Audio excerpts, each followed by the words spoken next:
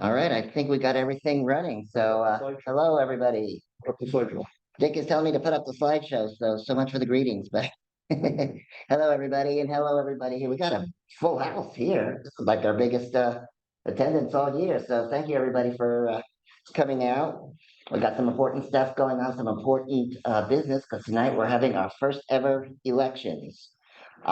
Dick's going to go over that in a minute, but just remember, if you have already voted at home, if you're in attendance here and you've already voted by email, don't vote again. You're only allowed to vote once. So, and if you're attending online and you've already voted through email, don't vote again. That's why we have your names on the ballot so we can tell. All right, hang on. I'm going to start the slideshow.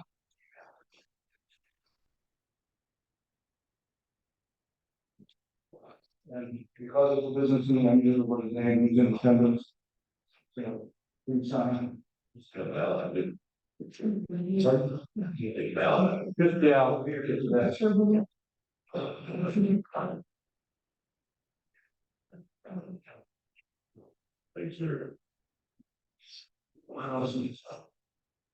right, so Dick's handing out the ballots here in the room, but I want to welcome everybody here and to the folks online. This is our last meeting of the year because in December we have our Christmas party. We'll talk about that in a couple minutes. But we're gonna have a big meeting going on, and we got Travis here talking about time-lapse photography. So we're not going to waste any time, and we're just going to go ahead and get started. So first thing, since it's November, it's time to renew your dues. You can renew now. That'll cover you through 2024. If you're a new member and you would like to join the club, you can join now, and you get basically the last 2 months of the year for free, and you get all of 2024. The biggest thing is with paid members, you get extra benefits. We got workshops and some other stuff like that. But you do not have to be a paid member to attend the meetings either on Zoom or in person. But you do get extra benefits if you are a member. Plus, you help support the club. All money that is made through dues go to pay our expenses like Zoom, like the Bowen, the TV that we bought, the laptop, lawyers for and that was for the incorporation, which we did this year. So that was not free. So we appreciate everybody who pays dues. So I am actually going to go ahead and turn it over to Dick to talk about the election of club officers. Okay, so since we incorporated, we have to abide by the nonprofit code in Georgia. And that requires that we duly elect officers. So that's what we're going to do. We had a nominating committee, and they can come up with only 2 nominees. One was for Patrick for president and myself for treasurer. So that's what we got from the nominating committee. And now, are there any nominations from the floor? I was going to nominate Kevin Mooney for secretary. Okay, so we have Kevin Mooney nominated. Where's the other one? Nominated from the floor for secretary. Second. Thank you. Any other nominations? Need a motion to close the nominations? Some second. Second. Thank you. Okay, so you should each have a ballot. You need to write in the names, and I actually should have told you how to spell them. Doggone it, that's too bad. How am I going to do that? I'm trying to think, how am I going to do that? All right. So my last name is Snoke, S-N-O-K-E. First name is Richard. Kevin Mooney is pretty much how it sounds. And Patrick Olmsted. Patrick is pretty, and Olmsted is O-L-M-S-T-E-D. No A. How did you get that? Did you hear me at home? Somebody say yes or no. Yes. Somebody say something. Yes, yes. Yes, we heard you. What? Oh, okay, so Patrick Olmsted, Olmsted, for president. Richard Snoke, N as in Nancy, OKE, for treasurer. Kevin, Kevin, Mooney, Mooney, for secretary.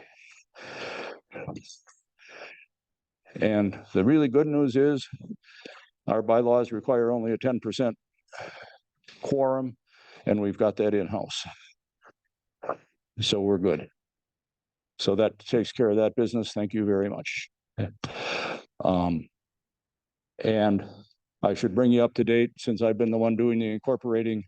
We officially incorporated as of July 20th, 2023. And I got us a federal tax ID number. We don't need a Georgia tax ID unless we decide to either sell something or hire somebody. And right now, there's no such plan. What I should also mention is I did a little homework on spending money, because I love to spend everybody else's money. And it's going to take us somewhere around $3,000 to do this thing next year, possibly more, depending on whether we have a picnic, how much it might cost us to get the taxes prepared, and some other things like that that I can't predict. But roughly speaking, it's going to cost us $1,000, $1,100 for a meeting space. And we have, as Mike alluded to, a Zoom account, a MailChimp account, a mailbox, Square. Right now, we got a bunch of subscription things like that that cost money. So that's where your dues are going for starters. At the rate we're going, we're going to have a significant sum of money that we'll be able to spend on other things. And as far as that goes, I'm not exactly sure what those other things might be. So ideas are welcome. How much do we have in the bank right now? Right now, our bank balance, well, as of the last time I looked, was $6,042.22. Do any of those services, is it MailChimp or anything, do they give a discount to nonprofits? I don't know yet. I haven't got that far. So going to research, because basically, right now, most of those accounts are in my name. So we have to change them to the company's name. That'll be our actual corporation. So we're going to be doing that between now and the end of the year. So it'll be seamless for everybody else.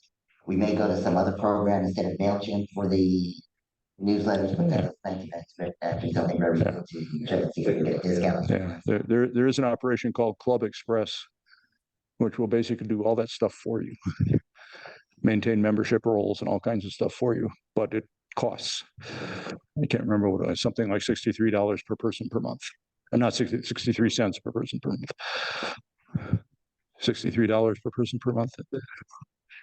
Anyway. About 190 paid members to end the year. So that is a significant, of course, a significant amount of members. We really love that, but also it's a significant amount of money if we switch to that other program. But Lisa, as many of you know, she moved to Arizona. She's still in our club though, and she's still on our board of directors, and hopefully it's online to do the monthly challenge tonight. But her club, new club in Arizona, uses this program, so we're going to investigate that too. Yeah, I'll let you know how that goes. Anyway, with that, that was my. I'm trying to think if there's anything else I wanted to say. Well, I'm still working through this whole incorporation thing. I have never started a business before, so this is an adventure. The good news is that the paperwork we had to file to incorporate with the state included a set of bylaws that are incredibly general. The biggest example and the most important example perhaps is that it specifically says, section 1.6.1, that an individual may hold more than one office, which means that in principle, any one of us could be president, treasurer, and secretary all at the same time. Not that I want to do that, but at least it's legal.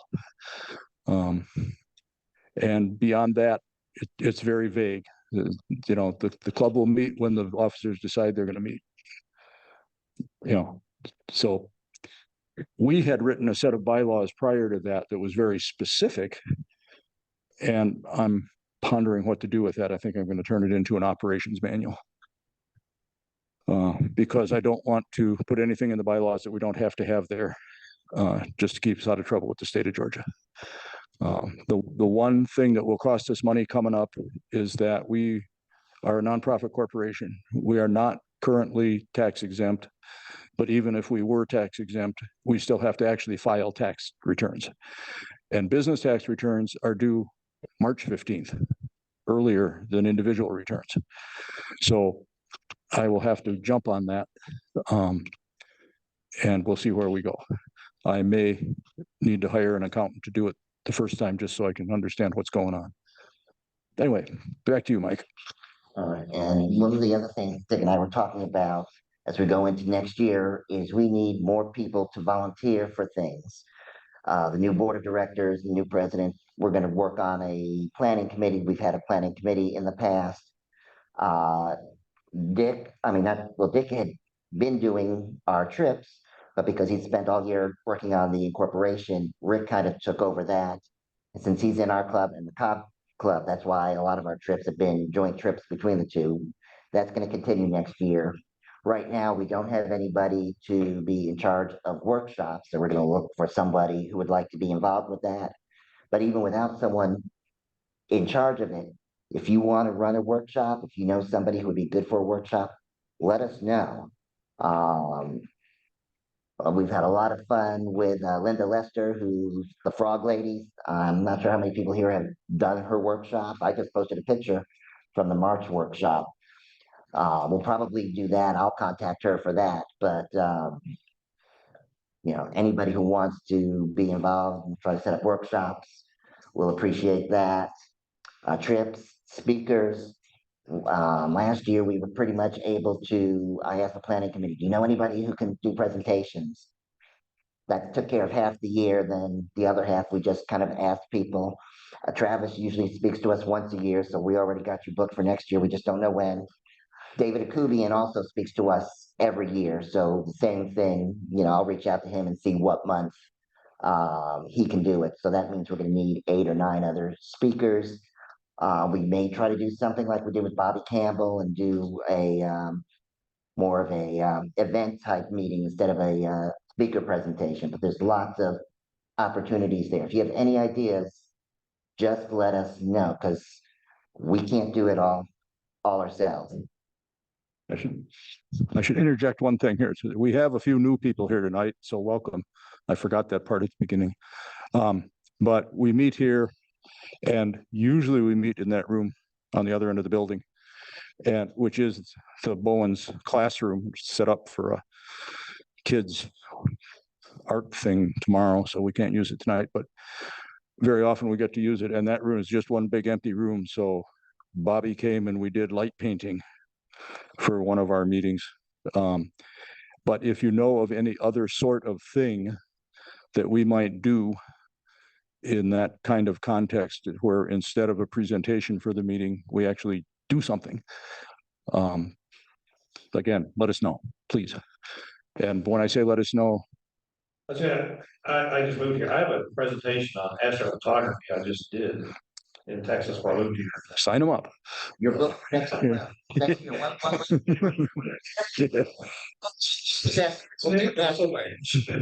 there you go. Yeah. Yeah, right before the bill play. Yeah. So, okay, what's your name? Marty Levine. Okay, Mark, nice to meet you. All right. And let's see, what else was I gonna say about volunteering? Oh, so Any suggestions for trips, even though we've got Rick? You have an idea, you know of a place, wanna go? You want to go? Let us know about it, or, you know, you can post it on Facebook and say, hey, I'm going to Brasstown Balls, who'd like to join me. yeah. Okay. I just moved here, but I have a part-time job at Hoover Castle, and that's a pretty cool place to shoot from. It's in Helen. Oh, yeah, yeah. Yes, yeah. Yeah. That I buy. Just opened in May, Right. but it's really got some nice views, all landscape. Oh. Bugs. And they got the roller coaster. Yeah. And they got the roller coaster running too, right? I say, and the roller coaster is open now too, right? I haven't been on a roll. I don't know that I'd take my camera on a roller coaster. Okay. Then All right, January, a 3-day thing. First time they've done it, so it might be fun, a Renaissance festival. you can have, Advocate. would guests be encouraged to dress up also, or just I cast? don't know yet. Okay, I don't, okay. good question. But that would be fun, kind of like even Dragon Con, stuff like that, or the Renaissance Festival. That sounds like a lot of good photo ops. Yeah, but keep us updated. And feel free to post on the Facebook pages, the information. Stuff like that. You do not have to ask permission whether or not you can post it. A couple other things I was real quick want to mention is we do have a mentorship program. I don't know how many people are aware of that. I don't know how many of our mentors even remember that they are mentors for it because we really haven't been promoting it. That's something we'd like to promote next year. Our club is basically, it's founded on education. We want you to learn as much as you want to learn, whatever level you want to get. If all you want to know is how to take pictures of your children and grandchildren playing sports, great. If you want to be professional portraits or whatever, that's perfect too. But we have this mentorship program. We'll try to reintroduce it next year for people who are interested. It's free for paid members, so we want to bring that out again. There's probably other things we have going on that I can't think of right now, but yeah, this club is for you. It's not our club. It's not the board of directors club. It is everybody, all 190 paid members, and even the unpaid members, even though they can't do everything. That's kind of why we have the 2 Facebook pages. But let's go on before this becomes a 3-hour meeting. Maybe my last meeting as president, but I don't need it to stretch on for 3 hours. All right, so we have one field trip left before the end of the year, and that's tomorrow to Old Car City. For those who are unfamiliar with it, it is basically the world's biggest junkyard. There's 4,000 rusted old cars there, laid out. Lots of great things to take pictures of. You will not be able to see it all in one day, but we're doing that tomorrow at 9 o'clock. It's $30 for photographers. They take cash only. So if you go, make sure you bring cash. They don't have an ATM. They're not going to take your debit card. I have one model who's going to be there. A lot of you know I shoot pinup models. So one of my pinup models is going to be there. I don't know what she's going to be wearing. You can take pictures of her. You can not take pictures of her. Just take pictures of the car, whatever you want. The only thing we ask is if you do take pictures of her, that you share those pictures with her, and we'll get her contact information tomorrow. And you can still put your watermark on the pictures that you share with her, but that's just, it's called TFP, Trade for Pictures. So she's not charging us, we're not charging her. So if you do go and take some pictures for her, please share some pictures with Michelle. Yes. This popped in my head. At the Booth Museum, Mhm. which is right down the road. I Yeah. think tomorrow opens the Dorothea Lane exhibition. Okay. We go there when we get done shooting cars. Yeah, It's right down. absolutely, absolutely. No, I don't, I saw this, but I think tomorrow is the. Tomorrow's the opening, then it'll probably be there for a couple weeks, yeah. And then the Savoy Museum is also right there, which we've done. We usually do a winter trip there because it's cold outside.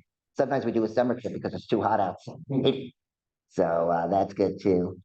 Um, all right, we have scheduled our holiday party, our Christmas party. Thank you to my wife Heather, sitting in the back, not paying attention. So we're gonna have our Christmas party this year at the Connie House in Dawsonville. It's a Japanese hibachi type restaurant. We've got the back room reserved for us. They can hold about 20 to 30 people there. So that's gonna be at 6 p.m. on December 9th. We may do RSVPs on that just so we can keep an idea of how many people are coming. The club will not be paying for that. So if you want to eat, you do have to pay for your own food, but they are very reasonably priced and they are very good. at that dinner, we're gonna do a random selection of our monthly challenge themes for 2024. We did that last year. It's gonna go around the room with a hat with about 50 or 60 themes in it, and just here, you draw one, you draw one, you draw one. That way it's kind of makes it fair. And then we'll announce our photographer of the year, which we'll explain more about the photographer of the year when we get to the monthly challenge. And that'll be at the dinner, and we always have lots of fun and a lot of people getting together, so that's good. And we already mentioned workshops. We have nothing planned right now. So if you have any ideas, just let us know. So now, introduce Mr. Travis Rhoads. Most of you know him, professional photographer, architect, right? And great guy. And he taught me long exposure, but he's done enough long exposure stuff, so we're doing time today. He's done white room workshops for us in the past. So yes, yeah. So let me make sure we can share your screen. Yeah, I'm not connected to Zoom. Okay, do you need to connect to this? Source, Travis? Yeah, but I'm not connected to Zoom, so. Oh, you haven't gotten out to Zoom yet? Yeah, I'm not connected to the Zoom meeting. Travis hasn't been paying attention. No, I haven't been battling a migraine all day. I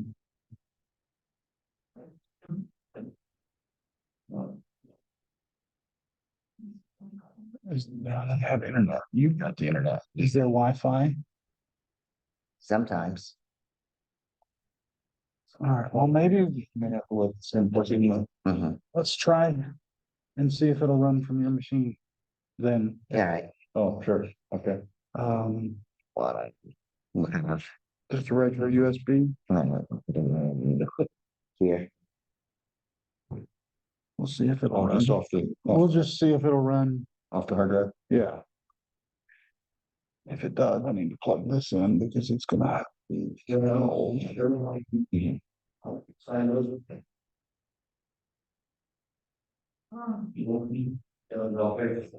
PowerPoint presentation. So stop and share if you can get right. Organized.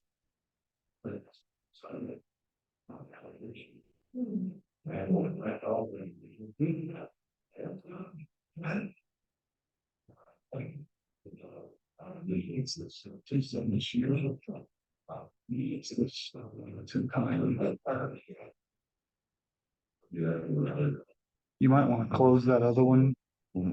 Just because this one's a kind of a resource hog.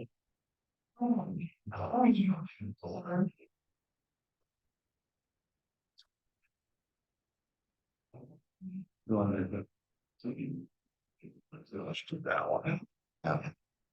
Start at the beginning, but you're gonna have to go. You have to go to the slideshow and start from the beginning. My classes just aren't good. I can't Yeah. even see what I'm clicking on.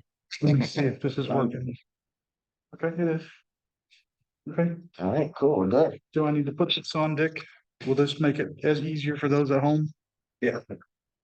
All right. You'll be able to walk around. You can do that. No, last time, every time I walked around, it got crazy on me. Can everyone at home hear? Yes. Yes. Somebody say something at home. Let us know if you can hear Travis.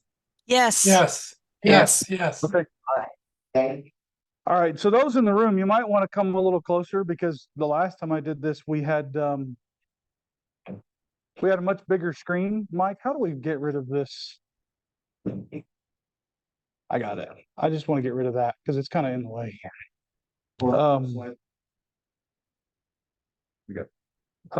Let's hang on to this TV. Don't want to.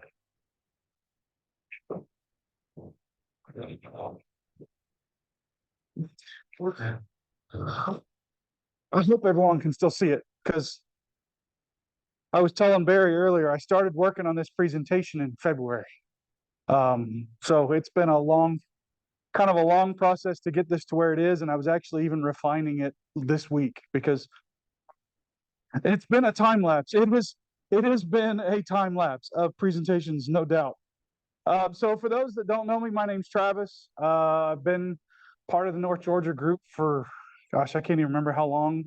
I did my very first photography group presentation for this group and have been doing a whole bunch of them ever since. This is my newest presentation I've been working on. Y'all are the guinea pigs. So, I'm looking forward to presenting this one tonight.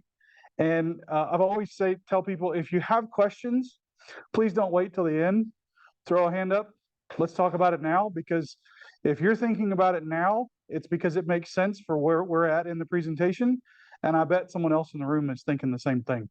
They may have the same question. So don't be shy. Don't be afraid to ask a question. I'm not going to bite, and there are no secrets here. So tonight I'm going to be sharing my presentation on moments in time. It's an introduction to time lapse.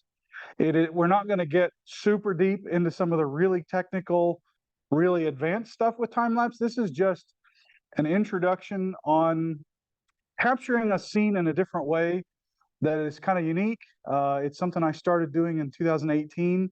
I kind of started fiddling with it and learning it and teaching it to myself. And I've really, over the last couple of years, spent a lot of time doing time-lapse work. And I really enjoy it. It's a very different way of presenting a particular scene to your audience. So when they asked me to present at some point this year, I said, can I do it at the end of the year so I can finish this presentation? So here we are. It's the first time I've ever put video into a PowerPoint, so we're going to hope that it works out well all the way through.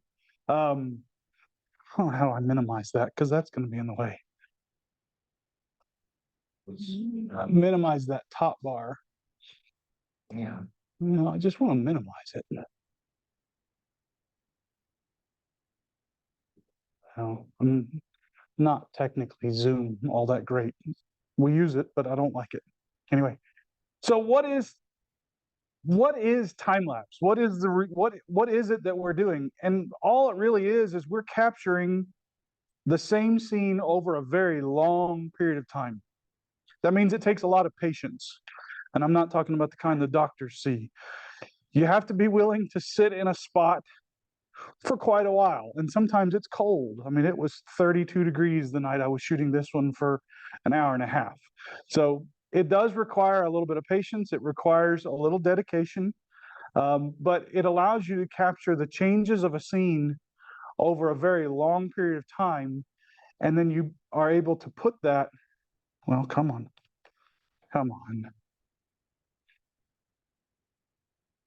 It doesn't like what it doesn't like, Mike. Let's see here. There we go. So it allows you to kind of capture different things all at one time. It is a series of controlled exposures at set durations. So in this particular one, they're 13-second long exposures, and they are 15 seconds apart. And then they are all merged together at the end to create basically a video. And it's the stars moving across. And in this one, the moon was starting to come up behind us. That's the moon, that's not the sun. The moonlight illuminated that landscape because it was a full moon night. And to me, that's just kind of a really neat way to present where you're at, what you're doing, what you're taking photographs of. I've done so much in the way of photography that trying to find a new frontier of something to teach myself, this is kind of where I landed. It was the Grandfather Mountain weekend, 2018, I think. The year it was all rainy and nasty. I was like, I'm going to figure out something to do that's different, and time lapse is that's where it started. So there are kind of different ways that you can do time lapse, and one of the easiest ones is very stationary, a fixed camera position, no movement, no motion, just a fixed spot where you're fixed on one subject of interest, and you're not adding any camera movement, you're not adding any lateral movement or any vertical movement. It's just a time lapse of, in this case, a sunset out at the lake, that interesting big anvil cloud, just as it kind of went by, and you can see the water moving, and these are just short little clips of it. But that's a fairly easy to do time lapse. The Shutter speeds are very easy to achieve. There's not a lot of post-production involved. Very easy. And then you can set them up where you're actually using a motion device. This is a panning device that sits on top of the tripod and it turns left and right. And so that creates a time lapse that now adds motion in. You can see the camera moves. And so the camera is moving along a path that is very controlled. It moves incrementally. Your camera is plugged into that device. That device is controlled by the phone, and it tells the camera when to take the pictures. It's pretty easy. Those little devices aren't terribly expensive, and they can make it a little more interesting. It adds a little more dynamic to it. You can step it up and get a little more complicated. You can use a slider rig. If you want to learn how to meet people out in a strange place, set that thing up. I am not kidding. Everywhere I set that up, people come over and go, "What is that?"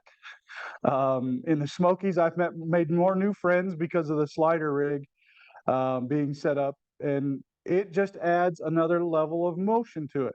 In this particular case, it's just horizontal. So you can see, pay attention to the rock down here. Once it starts, I'm adding in a little bit of rotation and horizontal movement. And I'm making those movements go opposite. So if the camera slider is moving left, the pan is to the right. It's much more dynamic than if the slider was moving left and the camera was moving left. But you can see it's nice and smooth over the course of a long period of time. Boats going by. Most people around here know that spot. That's Lake Nautilus, or Notley Lake. I'm not sure how you pronounce it really. So you say shutter speeds are all fixed in this, or you vary? We will, some of them vary, but all of these so far are very fixed shutter speeds that are not what we call ramping. But with Astro, you're probably used to ramping or longer shutter speeds. To make it even more complicated now, you can add lateral movement and a vertical or up and down movement. This one, the camera is going to move up and to the left, and it's actually going to pan in the left. And this is a very complicated movement. The camera comes up and around, but you see the difference in that one, how the camera is moving to the left and the panning is to the left. It's not nearly as dynamic if I had gone to the left and panned to the right. But for this particular one, I really wanted it to go to the left and show that bright fall color at the end. So those are the kind of real fundamentals of how you set a tripod. A very sturdy tripod is usually pretty important. Like at our school, they have a tripod that the little legs on the end of it are about this big around. That's not going to be a good tripod for time lapse because it's going to move. A really sturdy base is really important because you want it to stay fixed. You don't want to have a lot of camera shake or movement in it. So Travis, that last one, approximately how many even was that? Across. 500 or 600. I always say, if you're going to do time lapse, you're going to need some hard drive space. You're going to need some hard drive space. Thankfully, it's cheap these days. My Tetons trip in January, I shot 14,000 frames in time lapse. That's not including any of the raw, like pictures I took with a stationary camera. I shot 14,000 frames worth of time lapse. When I went to Portugal earlier this year, I shot 13,000 frames worth of time lapse. I mean, I was shooting time lapse for 4 days straight. Yes. Do you see a raw? I do. All of those are in RAW with a 50 megapixel camera. Each one of those files is 120 megabytes. So we're going to get to that. We'll get to that. That's part of what that's part of the kind of introduction to how that takes place. But yeah, storage space is a problem. Yes, final shot here. That also 13-second shot. This one? Oh no, these are not. This is not no, that was just that one with the moonrise. These, I was probably trying to get a little bit of motion in the water. I was probably half second for these. And then they were probably just 1 second apart. So we're going to get into changing what those variables mean. This is just kind of showing some of the concepts of, stationary, moving, lateral, horizontal, and lateral, horizontal, lateral, and pan. You can really just mix it up and make it really complicated if you want to. So now we're going to kind of talk about some of the settings. That's where we're headed. The settings are really important. You don't really want to try to sit there and hold the camera button and click it every 2 seconds. That's really not feasible. A, it's going to introduce movement. B, I don't know about y'all, but my internal clock is not as consistent as it needs to be. That one might be 2 seconds. Well, that one might be 4. And then the ADD kicks in, and I'm talking to these people over here, and I've completely forgotten about it. So you can do it one of 2 ways that are the pretty common introduction ways. And that's full manual, where you set your ISO to a set number, you set your aperture, and you set your shutter speed. And you let it run at all of those settings without changing from the front to the back, from beginning to end. And those are great for scenes that don't have a lot of light change. It's not sunrise, it's not sunset. Astrophotography, great for very easy settings because you can just plug it in and let it run. Modern cameras are actually really good at letting you do ramping. We're going to talk a little more about it, but you can use aperture priority settings where you tell the camera what your ISO is going to be, and you tell your camera what your aperture is going to be, and then you let it figure out the shutter speed. And older cameras used to be a little more inconsistent on their metering, and you'd get a lot of flicker where you'd have this image right next to that one, and this one's a little darker and this one's a little brighter. Modern cameras are so good at this that you don't really have to worry about it as much as we used to. I've tried doing this with older cameras that the consistency between frames was all over the place, and it was almost unusable. New cameras, it's amazing how consistent and accurate they can be when you're using metering for the whole value, the whole screen. You don't want to use a spot metering or an individual spot. You want it to be a weighted average of the whole screen, and that gives you very consistent shutter speeds. And what that allows you to do is allows you to ramp either up or down on your shutter speed.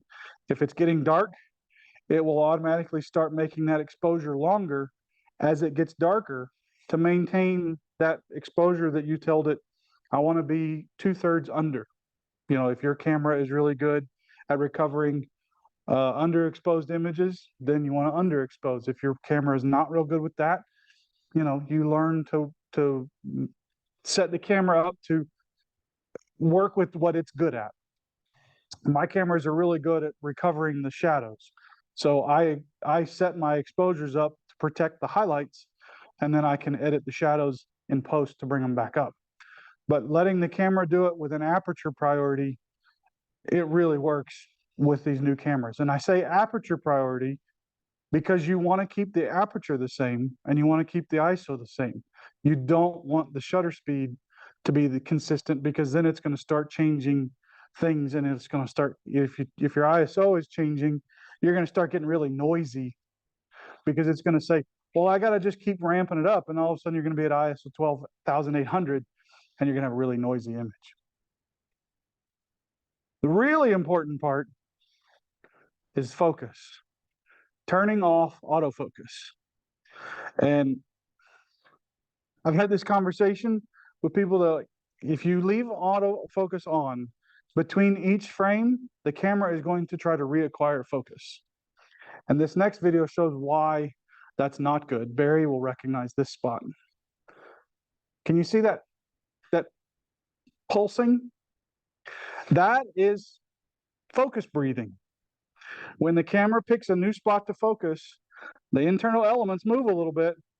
And so while that's done with a fixed lens, fixed focal length lens. That's not a zoom lens. It just pulses in and out. And then it creates that really kind of uncomfortable pulsing. And I left that camera sitting there for 40 minutes doing time lapse on that and forgot to turn autofocus off. And when I got back to the computer, I was like, well, that's completely wasted.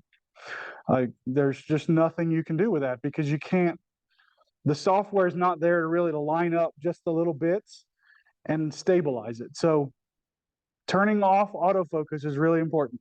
Kind of like long exposure. Get your focus point, turn it on to manual focus, and let it go. I know Astro was a tape and focus on Mm-hmm. there.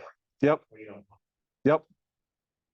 Particularly if you're setting up in Astro a lot, you're setting up in the daylight. And then you're going to leave the camera or you're going to take the camera down. And so you want to tape the focus ring. I don't usually do that here because usually once I set it up and let it go, I kind of back away from it because you don't want to bump it. Because much like this is disturbing, if you bump the camera and it shifts it 10 degrees, your time-lapse video is going to have this big ugly jump in it and it's going to be very jolting and it doesn't really have that same smooth appearance to it. So now we're going to talk about what's called interval settings. And in some cameras, it can do it all in camera. They have intervalometers built in now.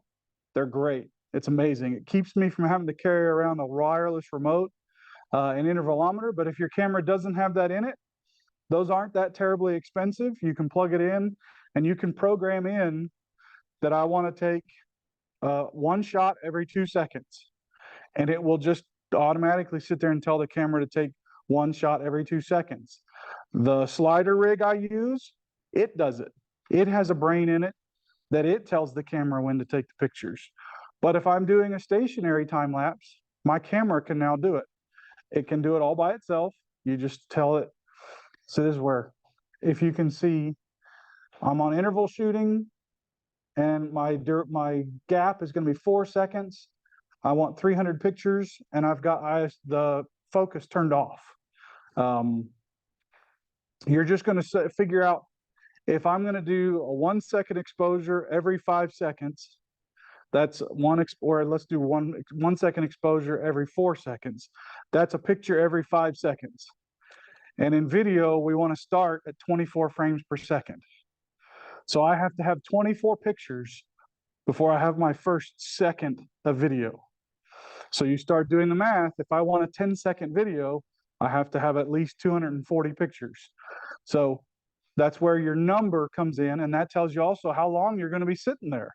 If I'm going to do 300 pictures and it's 5 seconds for each one, do the math. That's 1,500 seconds, whatever that works out to be. Yeah. How much memory do you have on your cards? And that is, do you use 2 cards? Do you use a single card? I am not somebody who buys the 1 terabyte memory card. One, they're silly expensive. Like I just can't justify spending $1,000 on a memory card. I think that's ridiculous. I can go to the Smokies for a whole week for that. I use 2 cards at a time. I use 64 gigabyte cards. And when I'm doing time lapse, it's the only time I'm not redundant recording. So if I will have it auto switch from one slot to the next, my cameras all have the dual slot. So I can get in compressed RAW, I can get about 950 images on a 64 gigabyte card. So on the Tetons trip, I filled up a lot of cards. But on a trip like that, where I know I'm going to be gone for 7 days and I know I'm going to be shooting a lot of time lapse, I bring little hard drives with me, and I have three of them, so that I get back to the hotel at night and I dump it to the first card and then copy and copy. That I have 3 copies before I ever format a card. But I do run 2 cards at a time, and I do not simultaneous when I'm doing time lapse. You could, if you're only going out to the lake to test this, but you know, the reality is, knock on wood, I've had pretty good luck with memory cards lately. That's a great question because, like we talked about, you're going to go through a lot of memory card space.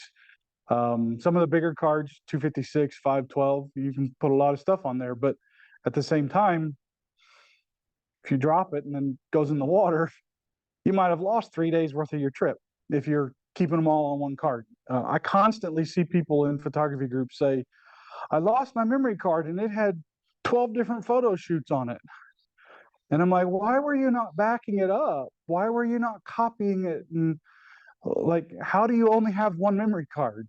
I have like 25 memory cards, and I will run through all of them before I start formatting one. Just because I've lost one memory card in my entire 20 years of doing this. Not going to do it again.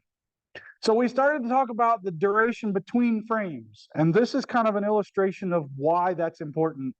And it depends on what your scene is.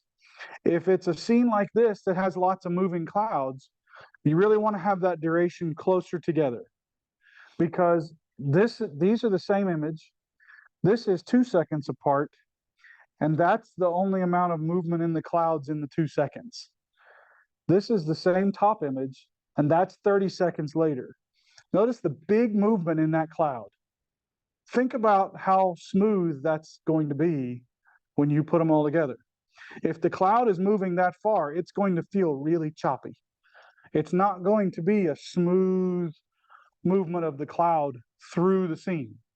If you're dealing with a scene that just has light, like the mountains at the beginning with the moon coming up, because the exposure is so long, we have 15 seconds between, but it didn't really hurt it because the stars don't move that much. You're doing really short exposures, one right after the other. If you did that with clouds where you were 30 seconds apart, you're going to get a really not smooth video. So that's something really important to think about, is what's moving, and do I need it to be really smooth? And we kind of started to touch on this earlier, and that's what's called ramping. This was a time lapse that was downtown, and at the beginning, this was a day to night. It's called the Holy Grail. We're not going to get into that because it's very complicated, and it's more than just an introduction type thing. But it's called the Holy Grail, where you go from daytime to nighttime and transition the scene from day to night. And at the beginning, the exposures were all 1/60th of a second, and by the end, they were 4 seconds. And that creates a very unique look. This is one of the only longer pieces in this, but I wanted to show, it's the only way I can really show what ramping, particularly with cars in motion, can do. Very short. And as it starts getting into night, you can start to see that the exposures are getting a little longer and the cars are starting to blur just a little bit. They're not as stationary. And as it gets darker, they start stretching out a little more. And we're starting to get into long exposure and some motion in those cars. And now we're starting to see the light streaking. And the lights start streaking even more. And then the lights start just really zooming through the scene. And it's a stationary camera. The camera didn't move at all. It didn't need to. The motion in that is what was important. So it's often thinking about, is adding that motion going to detract from the rest of my scene? Is it going to be a distraction? And for this one, I thought it would be a distraction to have the camera doing any kind of movement. I just wanted to focus on that kind of tunnel effect of the cars going through and the day to night. This was 1,900 frames over the course of, that wasn't even the whole video. The whole original time lapse is almost 2 minutes long, and it was 1,900 something frames, and it took 3 hours to capture. But that's exposure ramping, where as it gets darker, the camera makes the exposure longer, and that's where that aperture priority really comes into play, because the camera just does it all by itself. It can be done manually, but you have to be very careful not to bump the camera and introduce movement into the camera. So how do you select your scene? How do you select something that's going to work for shooting a time lapse? Because not everything does. You know, leaves moving on a tree might be interesting for a 10-second little clip inside a whole series of things, but what makes for an interesting time lapse? Sometimes the skies are completely clear and you're not going to have any clouds moving, but you're going to have progression of light on something. This is that same spot from the very first slide, except this is in the morning the next day, and it's the sunrise. It's the sunrise. We're going to go backwards. So it's the sunrise coming onto the mountain and watching that light progress down the face of Lone Peak. That's a fairly easy time lapse to shoot. Again, very stationary, not a lot of movement, but it's all about the motion of the light. There's nothing in the sky to see. The rest of it's not moving. Maybe it's some wild light on a sunset where you've got clouds moving through, you've got a crazy sunset happening. Again, a stationary point where I'm not putting any extra motion in because I don't need it. I've got some interesting clouds, in this case, some cars that zip through the scene every now and then. You know, the building of the light as it goes. Or maybe you're in an urban environment and you've got people, clouds, cars, all kinds of stuff going on. This is from one of the busiest little intersections in Lisbon. And I filmed 2 different time lapses here. This, you'll start to see some exposure ramping again in this one also. But the cars move. There's lots of things going on because there's cars moving in the background, there's cars moving in the foreground, there's people. There's all kinds of neat stuff going on. So it just makes it very interesting to watch. And it's kind of that, you know, you're a casual observer. That was over an hour worth of standing there watching all of that. And I say that about my long exposure is it lets me kind of enjoy the scene or location. As that's sitting there going, I just get to watch. I get to people watch. I get to watch what's going on. I get to talk with friends or whatever. So it's not constantly running around trying to chase tripods and cameras around. It was in the evening. So again, it's using that aperture priority to let the camera start stretching the exposure out as it gets darker. So it's just for these modern cameras, it can almost be fully automated. But that one I was using the little panning device. So it's controlling the camera and not a phone, or the camera is not controlling. It's all done with that little motion control device. And how we manage to change the exposure? The camera sets the exposure. So the device tells the camera that every 3 seconds, take an exposure. I had it set up for every 5 seconds because kind of experience tells me that these kind of night scenes, they'll get to about 4 seconds of an exposure without getting too long. So I set my interval at 5 seconds, knowing that my final longest exposures are going to be about 4. So it would do 4 and then it would wait, and then it would do 4 and wait. So it just kind of gives you a gap in between each one. I'm not changing anything. The camera's doing the aperture priority all by itself. Mm-hmm. Yep. So other picture you said 6 seconds to 60 seconds. Only for that one, will you manually doing? You mean the one with the cars? Just 2 minutes back, you showed 4 pictures and it had those. Go back. This one? Yeah. 1/60th down to 4 seconds. Again, the camera is controlling that. In this one, the camera was not moving. So I just set up my aperture, my ISO, and then let the camera decide what exposure it needed to be about 2/3 underexposed. And then it controls that for every frame. Sony camera. That's the Sony A1. The A9, which is older, it does it too, and it's really consistent. But it's just all about, no, some of it is about knowing that like this is going to be 4 seconds. I've been there before, and I'm not shooting with filters, and I know that 4 seconds is about where I'm going to end up at that aperture at a low ISO. I just from experience, I know that that's where I'm going to end up. If I think I'm going to let the exposure get longer, I'll change that duration to make sure that the duration doesn't exceed the exposure time, because that's when you get into trouble, because it starts if it's programmed in through like an intervalometer, if you're all of a sudden at 8 second exposure, but you only wanted a 5 second gap, your exposure is now exceeding your gap, and it starts to get confused, and it'll start being inconsistent on its timing. And anytime you introduce inconsistency, your smoothness goes away. Your smoothness suffers. But it's kind of a, so you have to plus minus 15 minutes and plus 15 minutes when the sun sets. I'm just trying to.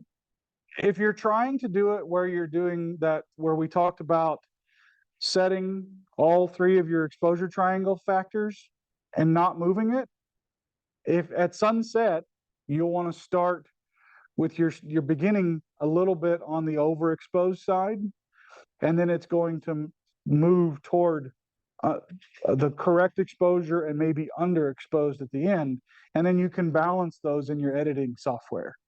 But really, if you have a more recent camera, using aperture priority and letting it ramp is probably the better solution. But if you're just out in an afternoon where the light's not changing drastically, that's the best time for doing all three set and leave them and let it just run.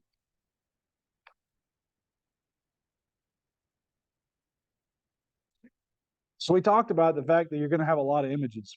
Well, what do you do when you get back? And this is where we're going to talk about the kind of the post-production workflow once you get home. So you've shot all these time-lapse images. They're taking up all this space on your computer. Now what do you do with them? This is where it gets really important to be organized.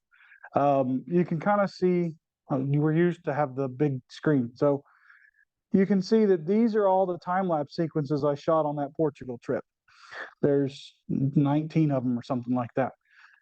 Each set of files is pulled to its own folder and named individually. And you want to name your files starting with the first one with a sequence, with a title and then a sequence at the end. So the first one is Portugal Bridge 0001. And you want the last one, you want there to be in sequence all the way through. You don't want a gap.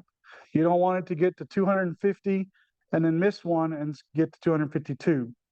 Because in the next step, Photoshop's going to say, hey, it stops here. This is a problem. So it's really important to keep all of your files in a folder by themselves with their unique name and a sequence number. And I keep them all in their own folders, and each one is all by itself. Now, Travis, how do you keep track of that in the field? Well, in the field, if I'm shooting this same spot and I'm going to do more than one time lapse, I will let that time lapse run. And because I'm in manual focus, in between, I will hold something in front of the camera lens, take one or two pictures so that I have black frames.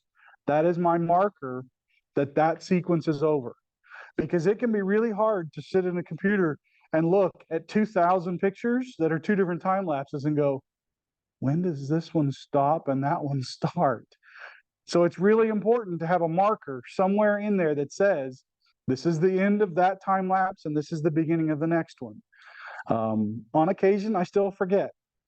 And so I'm having to sit there and sort through and figure out, okay, that one has the gap in between at 2 seconds, and all of a sudden there's 2 minutes to that one. That must be my demarc point. So doing that black frame in the field helps when you're organizing, because pull up, Lightroom with 14,000 pictures in it. You just look for the black frames, you grab that set and put it in a folder.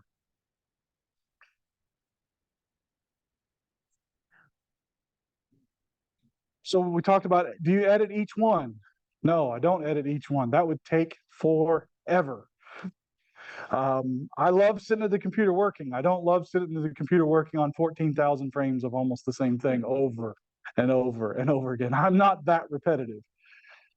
Basically, if you have a scene like this, you will take the very first image and you will edit that image fully. All of the settings that you want to do in Lightroom, you will edit that image from start to finish. All your crop, your rotation, your color, your contrast, your saturation, all of that.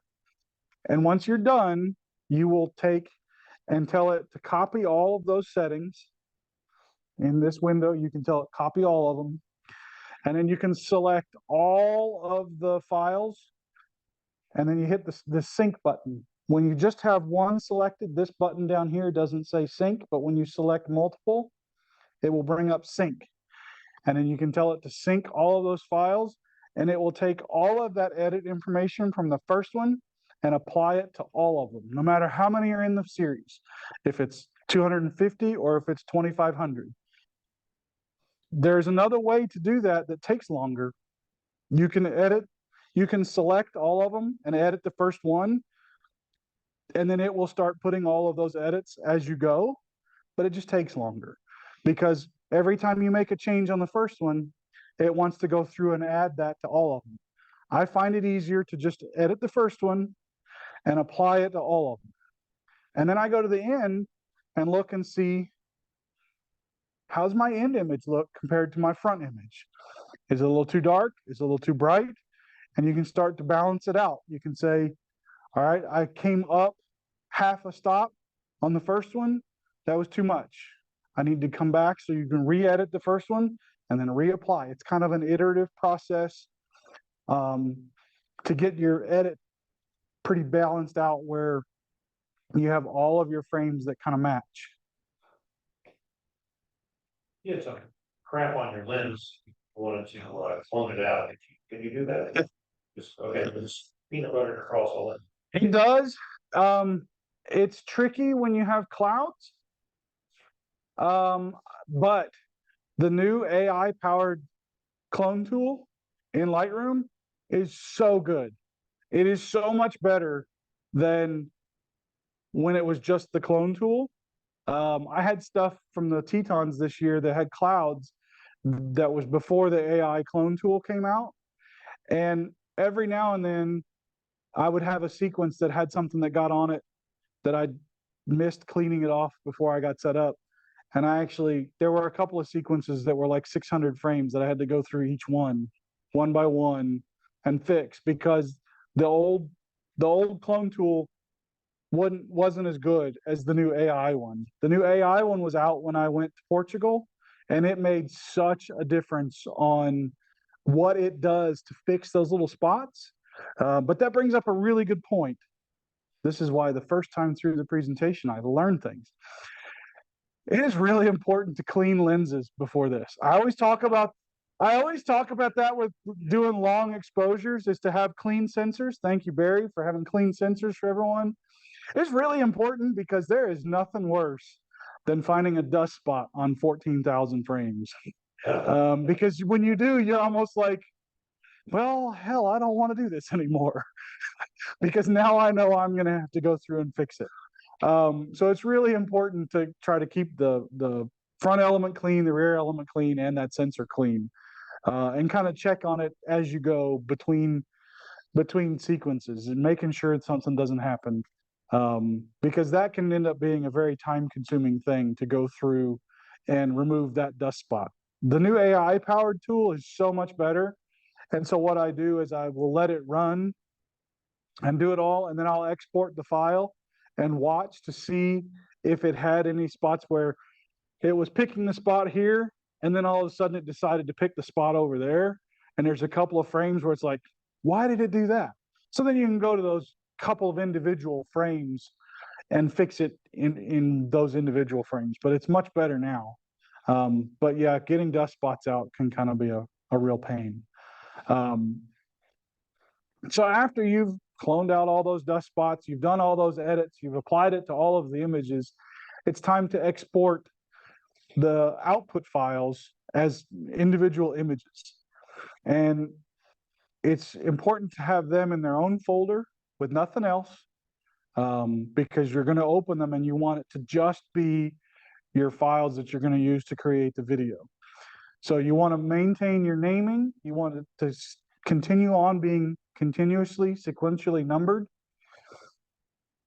You want to set your file type as a JPEG because that's what Photoshop can use to create a time lapse. And you want to set your output size. And for me, I'm always doing things in 4K. So it's the 3840 on the long side. And it's always cropped to 16:9 because that's how video wants to render out in that format. So we're going to set all of that for our export and then export all of them. And depending on how many it is, you might get to go make a sandwich. If it's a short sequence, it's only like 240 frames, go refill your water.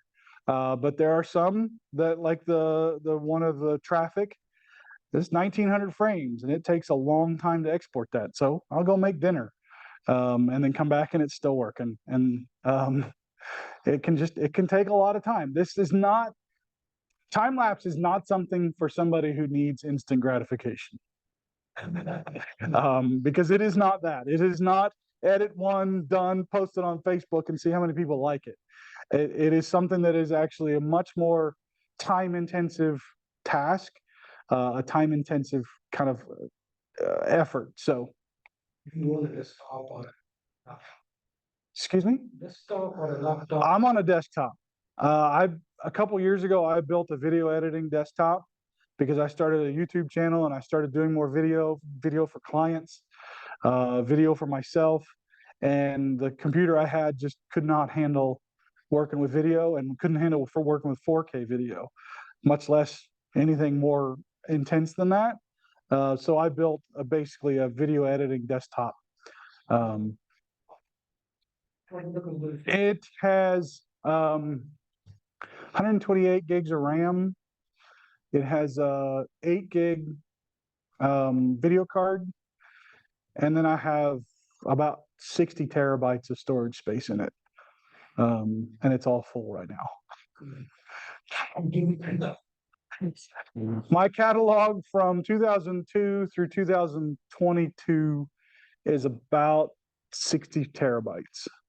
And it's starting to grow even more every year. This year, I'm already up to 6 terabytes this year. No, No, I'm actually very old school on all my backups. Every single year has its own set of hard drives, portable hard drives that are one copy at my house and one copy at my office. And there's 3 of those for every year. So, but the way I look at it is cloud storage is somebody else's computer. If it goes down, or if that company goes out of business, I've no longer got access to that. They might tell you that they're going to, but I also don't have the bandwidth at home. My internet's not good enough to upload. I'll come back from my Tetons trip was 1.7 terabytes of just raw footage. I can't wait for that to upload to the cloud. That takes too long. I can back that up to hard drives, 10 minutes, 15 minutes.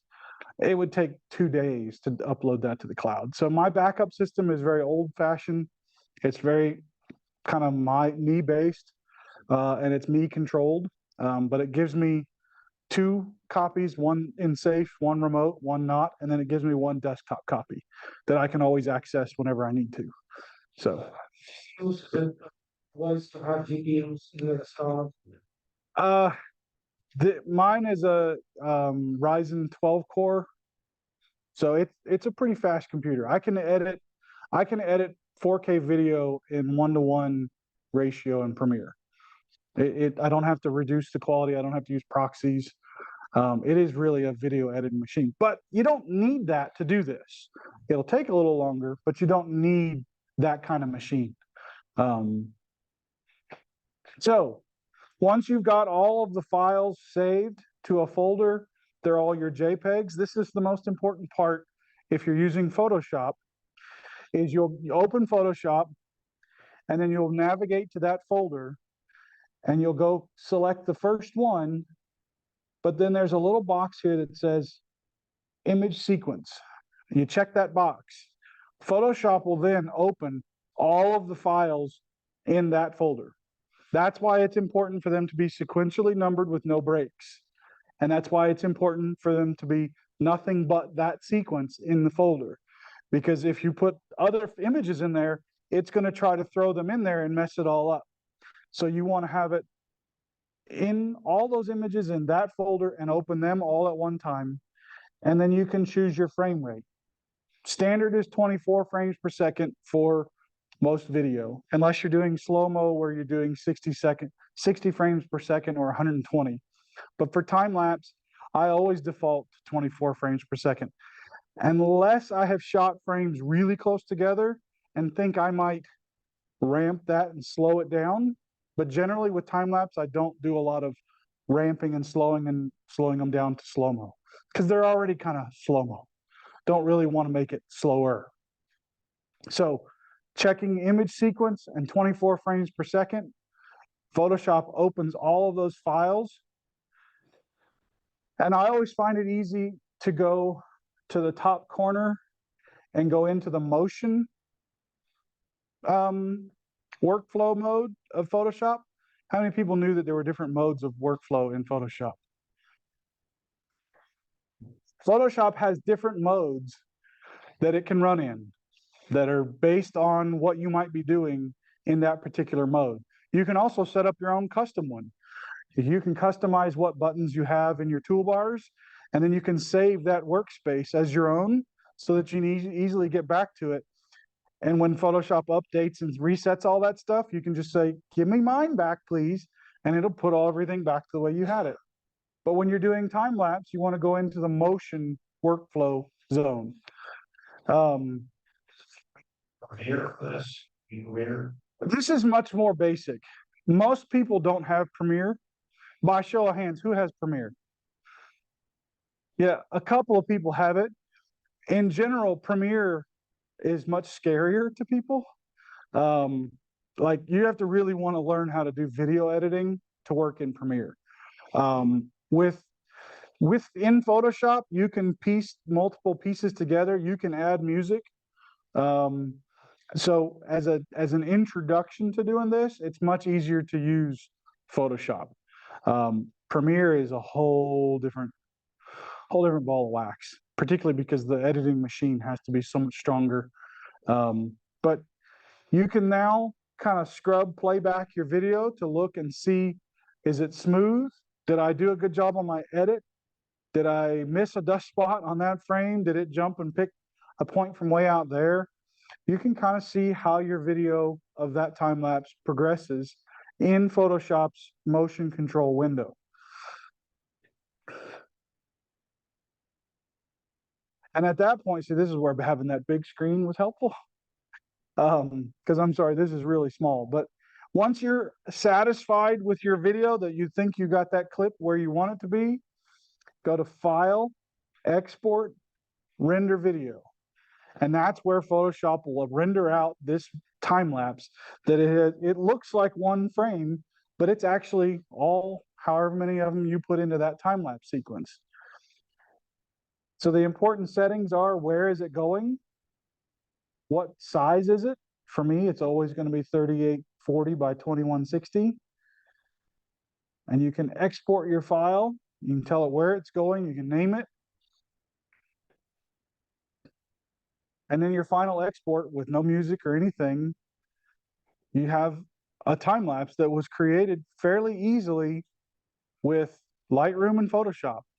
And most people have the photographer's package for Lightroom and Photoshop. So you have both of these tools ready to use, and you have them at your disposal to be able to create this kind of stuff.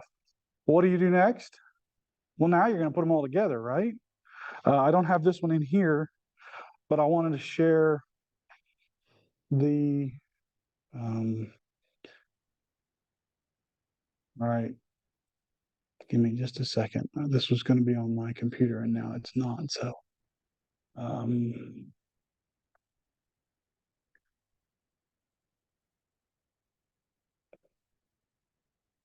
We're gonna, hold on, because we gotta go back and share it again.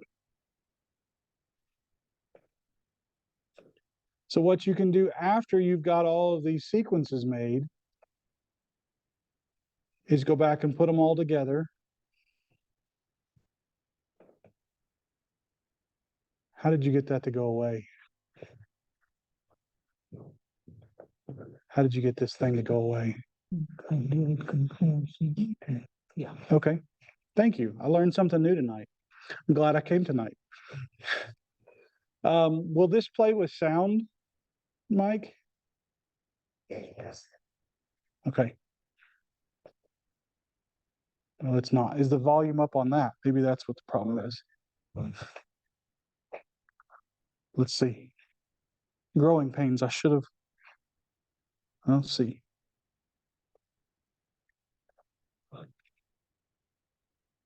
Nope. Anyway, you take all of those different sequences and start putting them together. There's music to go with this. I don't know why. I don't know why we can't get it to play.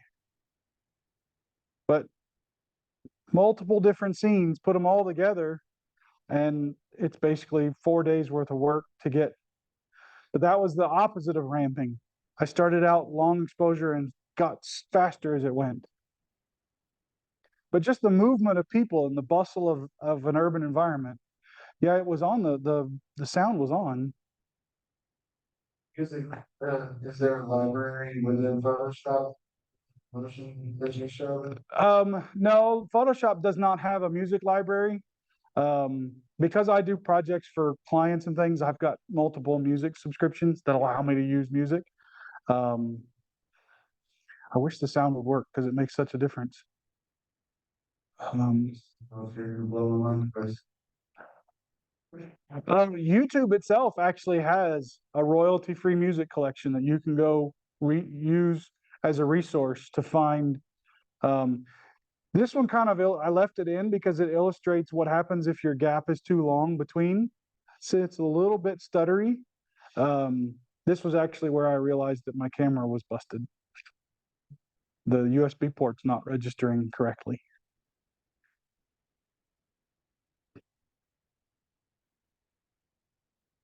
Again, you meet lots of people when you start setting up tripods and all of this stuff, but you find different little things to make it interesting, whether you're, it's just people moving through the street or cars or It's neat with the dog.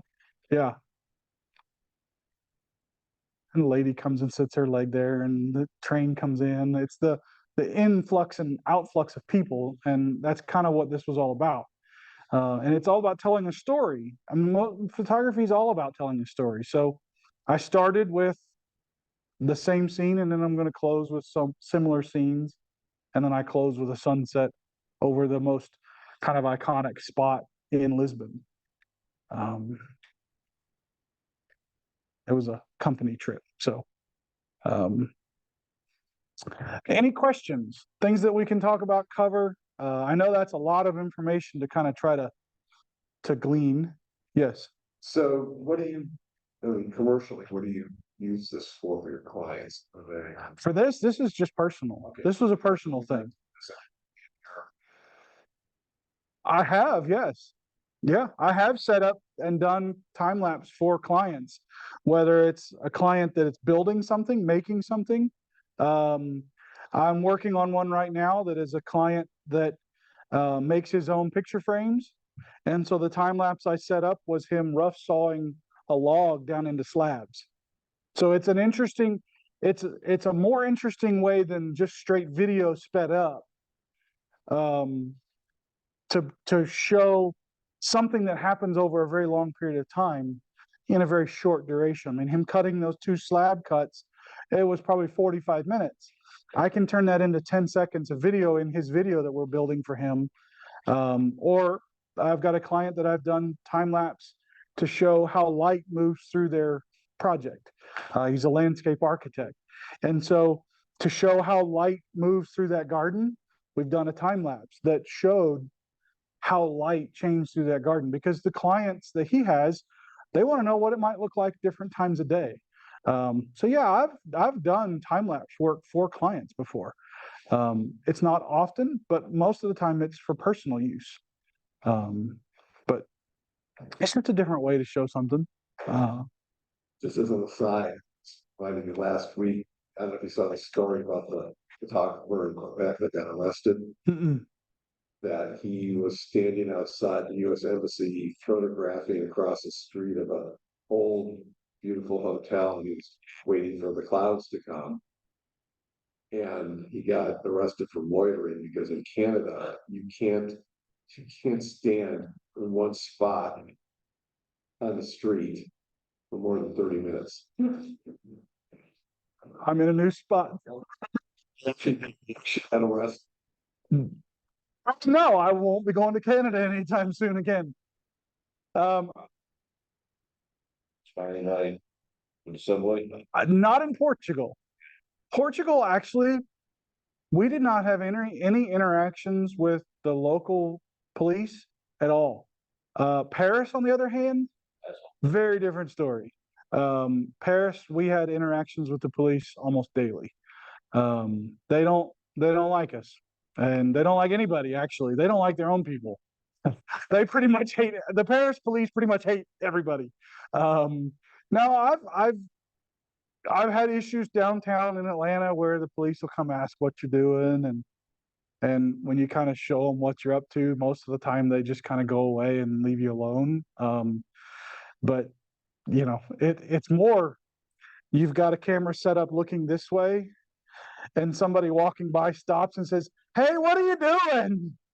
Well, now I'm getting a picture of your belly for the next 3 minutes. But you know, it really is an interesting way to run into people and talk to people about what you're doing. And but So video, I'm creating it as a before or a J. it's MP4. Mm-hmm. Very short release. I find them to not be as smooth. I don't like them. I like an MP4. It's also more universally playable.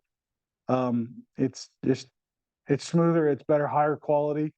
The GIF is going to usually want to be lower resolution from what I've found. So the MP4 is what I usually export it as. And you do all the edits and convert from RAW into JPEG. Yep. Apply those edits to all of the RAW files and export them as JPEGs. And then, you know, someone asked me why, if I shoot RAW, I think you asked me if I shoot everything in RAW. Yes, because there might be times where I need a lot of leeway in the file to be able to pull up the shadows or drop the highlights, that the JPEGs just can't handle that. So the RAW files on my camera have way more leeway on editing. I can push and pull them a whole lot more than I can a JPEG file. So, and if I ever wanted to do it as an 8K time lapse, I can render it out in 8K and really make it high resolution.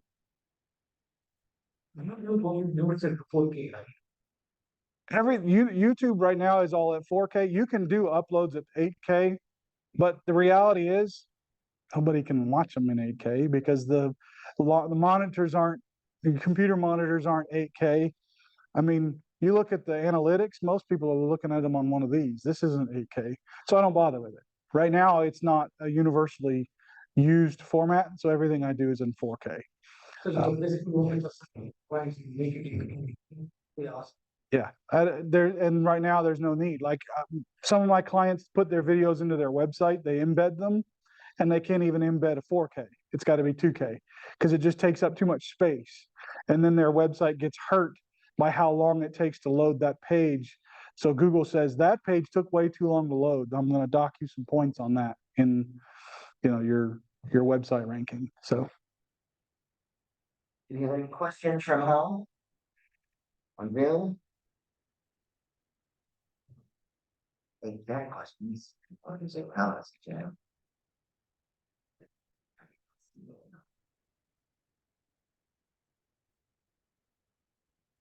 I don't know how you stood on the bridge in Atlanta in the dark for 3 hours with physical camera equipment and making mud. That's that's the greatest mystery. Let's call it 45. Actually, that one on the bridge was in Buckhead. It was, I would not go downtown with all that anymore. I don't. That particular spot is a pedestrian bridge. It is not a vehicular bridge. So unless a couple of sumo wrestlers walk by, I'm really not gonna have any trouble.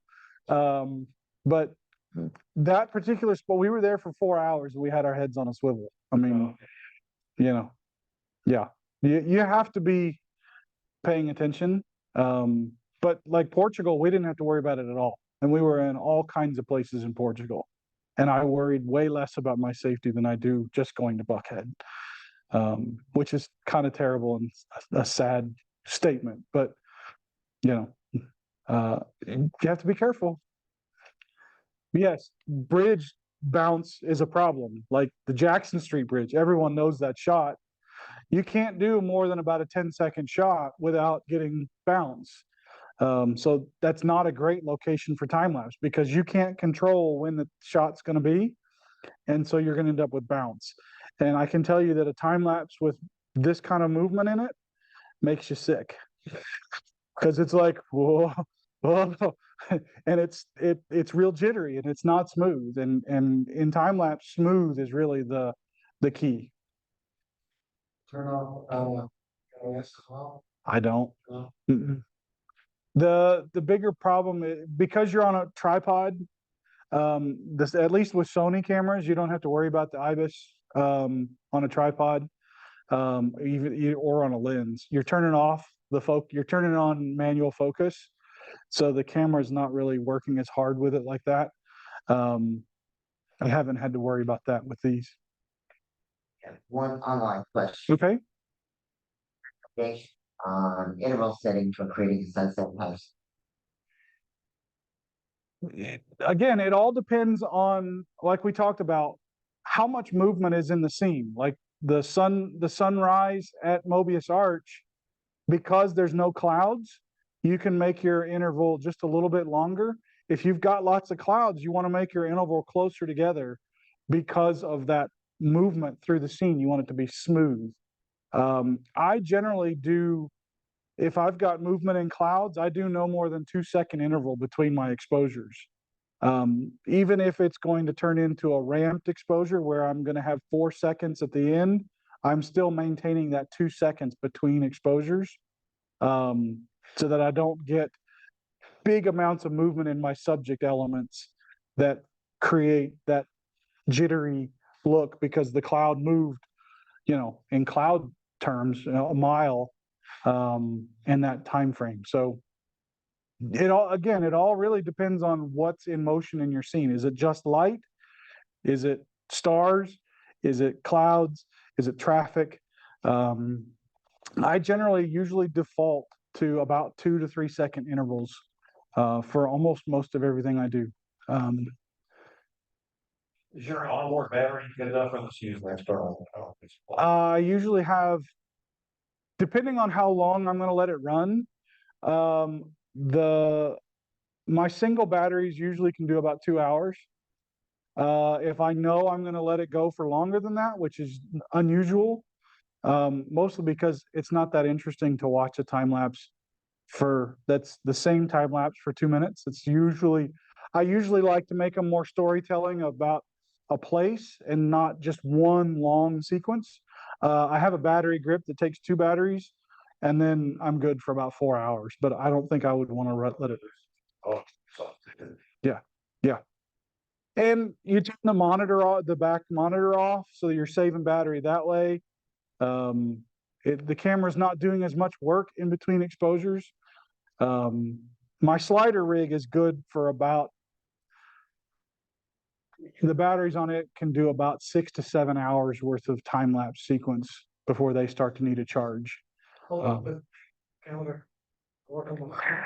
It's all determined by however long you want it to be. I was gonna bring all of that tonight, but I didn't know how much space we were gonna have, and because it takes up a lot of space. But Okay. yeah, you can tell it if your sequence is only gonna be 300 frames and you know it's gonna last 10 minutes because of your interval, you're programming it in that from this point in the slider to this point, I want that to take 10 minutes. And the little brain does the math for how far it needs to move each time. Same with the panning movement. It figures out that I need to go from this angle to this angle in 10 minutes. So I need to move for each frame, I need to move just a little bit. And for the slider, the phone and the brain on the thing take care of all that work. And it triggers the camera every time it needs to shoot. That way it's not moving in the middle of an exposure. It's a move, shoot, move. I know some folks that know what a move, shoot, move is for doing astro, and this is very similar. It's move, shoot, move, where it will move the camera, and then it takes the picture, and then it does the duration, and then it moves again. So But do what? Right below the camera. For the primary. it's the little panning device. That's called the Genie Mini 2 by Syrup, SYRP. It's not very big. I mean, you saw it's not much bigger than the head on the tripod. And that's a great little device. When I'm backpacking or something, I'll carry that because it doesn't take up as much space, but it still allows me to put a little bit of motion into something and make it a little more interesting. But it's a great little device. It's not very heavy. And that thing itself can go for like 6 hours on a charge. So, great. Thank you, Travis. All right. Thank you. To figure out what we're going to talk about next year, right? And the folks who are here, screens are a little smaller. We will put the video on YouTube. Sometime this weekend, watch for me to post the link. So if any of those things where you couldn't see the writing on here, you'll be able to see it on YouTube when I get that posted if I didn't screw up. And anyone that's in the Facebook groups, Yeah. if you have questions, feel free to ping me on there and ask a question. Travis posts both groups and always answers. There's no secrets in this. I mean, I'm always willing to try to help someone learn something else, something new. So, and Star wanted me to ask, I don't know if it's been answered yet, but somebody online, your name is listed as iPhone. She needs to know who you are so she can put down that you were in attendance tonight. So, nobody gets that Star back. Reserve your identity. All right. So Lisa, I am gonna go ahead and make sure you can share your screen so we can do our monthly challenge. All right. Should be able to share this.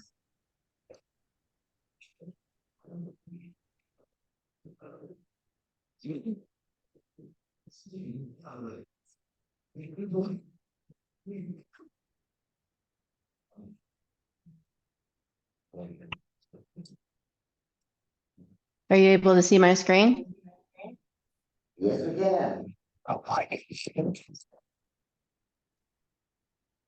Okay. So our last challenge of 2023 is broken. Yeah, let me move ahead here. For those of you that are new to the club tonight, we have a monthly challenge, usually 11 months out of the year. And if you're a paid member of the club, you get to submit one image. The image must be less than 2 years old, and it needs to be a single image file. And at the end of the year, we add up points. The people who place first through fifth place in each month's challenge get points for placing, and at the end of the year, we accumulate those for the photographer of the year. So we're going to go through 8 photos tonight that we have for the theme broken. And if you're voting in the room, you should have a piece of paper, a ballot to vote.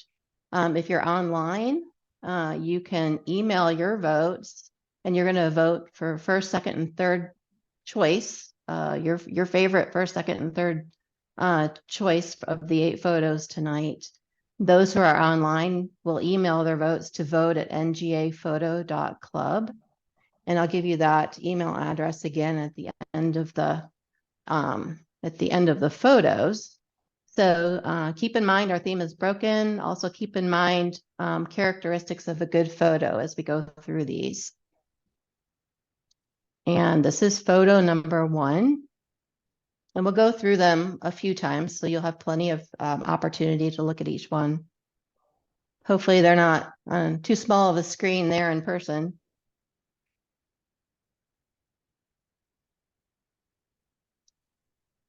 This is 2.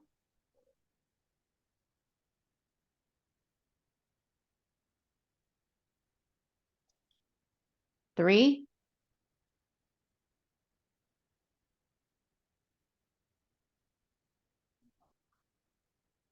4.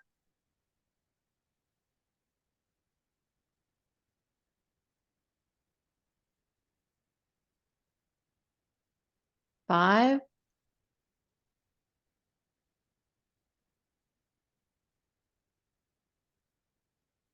6.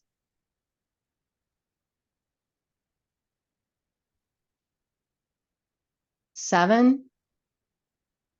We're only on 6 here. All right, let me know when you can see 7. See it.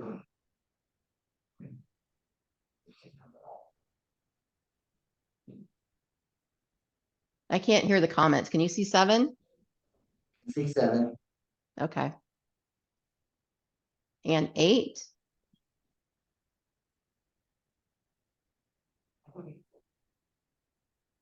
Are you seeing 8? We got it. Okay. Going backwards. 7.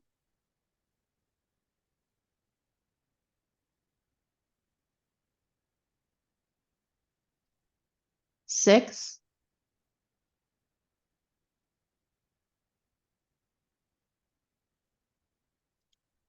5.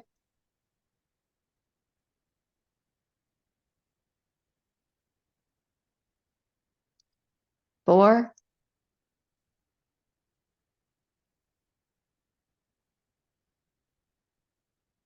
3.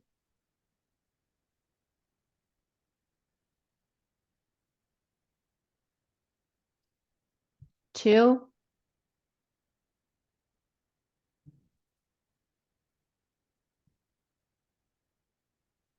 1. Are we all back to 1? Yes. I see 1. Okay. Okay, I'll go through them one more time a little faster. Hopefully there's not a whole lot of delay. 2. 3. 4. 5. 6.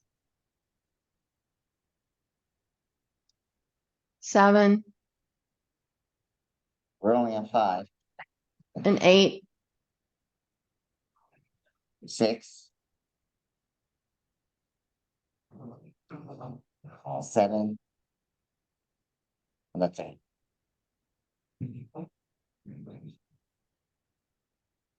Did we miss 7? Yeah. Go back once. We missed 7.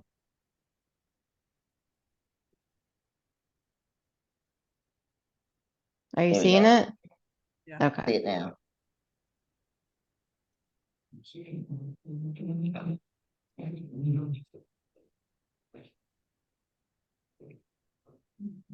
Everybody see 8? And we see 8. Okay. All right. So if you're voting online, you can email your votes to vote@ngaphoto.club. And I will hand it back to you, Mike. Alrighty. And Lisa, I'll tally the ones here. send them to Lisa. She'll tally the ones at home and she'll post the winners, usually sometime Saturday afternoon. Yeah. And, again, people at home, if you haven't voted for the club officers yet, president, treasurer, and secretary, please get your votes in by midnight tonight. Midnight tonight is the deadline. That's midnight Eastern time. So get those in tonight. All right. We need to share one more screen. Where's my?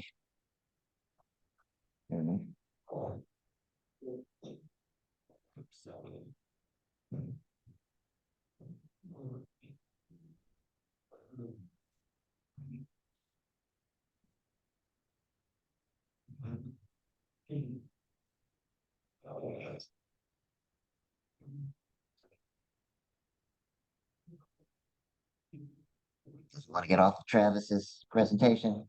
There we go. No, it's not. All right.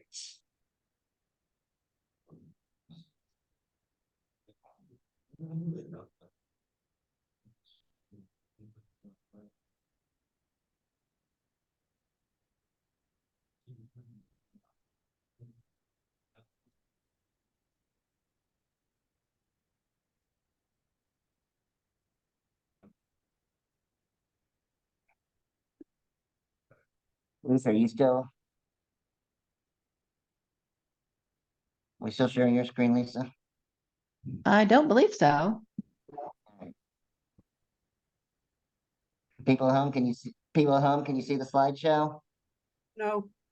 We can see, The people at home see the slideshow. no, No, we just No. see everybody online. That's what I was trying to do. There we go. Yeah, didn't expand the screen. All right.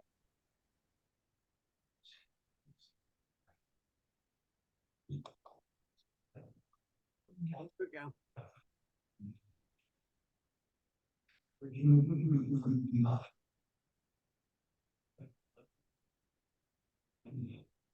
All right, got it back. Worked real hard on this. I wanted you to see the last two slides. I went past it. Okay. Next meeting. We do not have a meeting in December because we are having our Christmas party again at the Connie House on December 9th at 6 p.m. That's for paid members only. We will post it on the website probably right after Thanksgiving. The address and everything for the people who haven't, don't know where that's located. Our next meeting is going to be here at the Bowen, January 19th at 7 p.m. We don't know what our presentation is going to be yet, and we don't know what our photo challenge theme is going to be yet, because that will all be decided. The photo challenge theme will be decided at the Christmas party.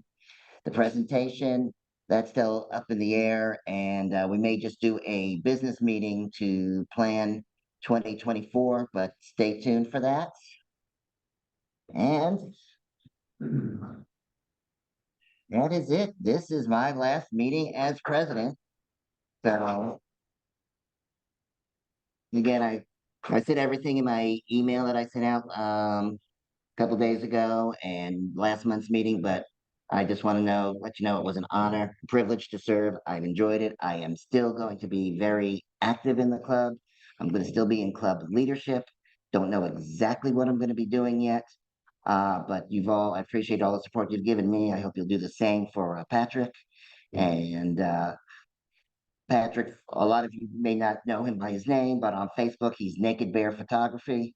So look for stuff from Naked Bear Photography if you need to contact him. He's the Naked Bear. So, and and that's it. We will see you all at the holiday party next month. Have a good night, everybody, and thanks for coming.